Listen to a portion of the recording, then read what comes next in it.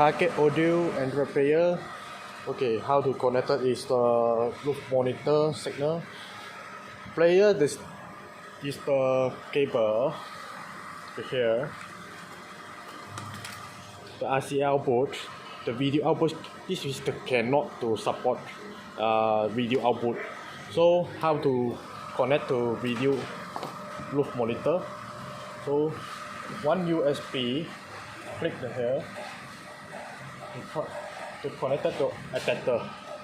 Adapter this one. Adapter. So the USB support power.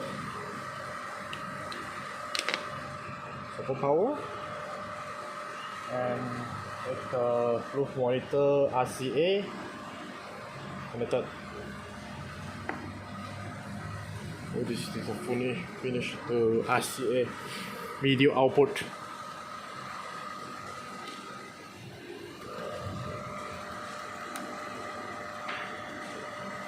The roof monitor. So the click player. Click.